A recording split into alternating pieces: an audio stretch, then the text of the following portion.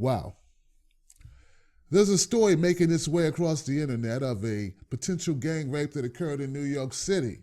It involved 5 teenagers and one 18-year-old daughter. The young men alleged that this was no rape, this was a consensual situation between them and the daughter, the 18-year-old woman, and her drunk father. The young men alleged that they walked up on this man who was drinking with his daughter, who was having sex, and the woman was not dressed. She had her pants off, and they had video footage to prove it. They said they walked up and said, "Can we have some of this?" And the father said yes and stumbled off. The woman said yes, so the guys whipped out the cell phones. They said they had video footage of the young woman smiling and grinning as people took turns getting down. Apparently, the father walks over to a delicatessen where he was on surveillance film, chatting it up with people in the store.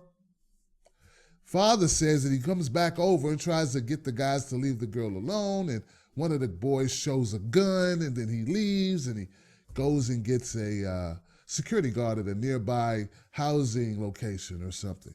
4 of the teens were charged as adults with rape, forcible compulsion, criminal acts, and sex abuse. The 5th is expected to face similar charges. Police haven't recovered any weapons from the scene, so no guns turned up yet. A lawyer said the complaint did not allege that his client engaged in sexual activity with the victim, and the lawyer also blasted that these arrests are politically motivated. Look, there's a lot of attention being shined on this story for obvious reasons. It's a horrible story if it's true. It's a horrible story if it's not true, because what we have here, folks, is just like, it's just a bad look. I mean, I don't know. New York's bad anyway. I mean, things go on in New York. It's not like things don't happen in New York. But it appears to me, just by looking through the depravity, the garbage, the detritus of this situation, what we're dealing with is just nasty thought type shit that go on.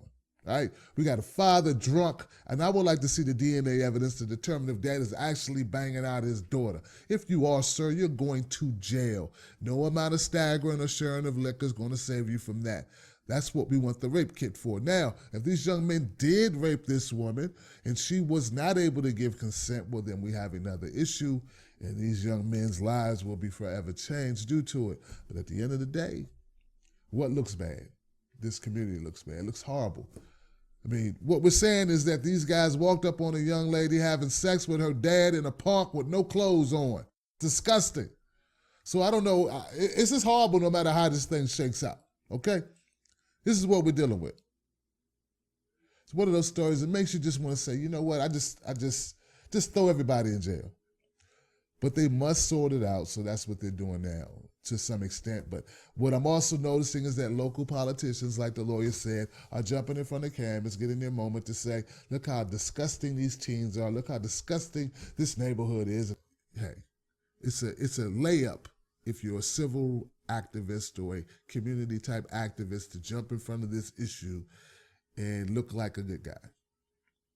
All right, so we'll see what happens. I'd hate these young men's lives to be ruined unnecessarily, but yeah, you cannot take advantage of drunk women who are inebriated past the point of consent. So you can't really ask dad, can you have sex with his high or drunk, mentally challenged daughter? He can't give consent.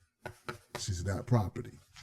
So anyway, Lord, let me disinfect my my microphone and my brain a little bit. I'm Tim Black.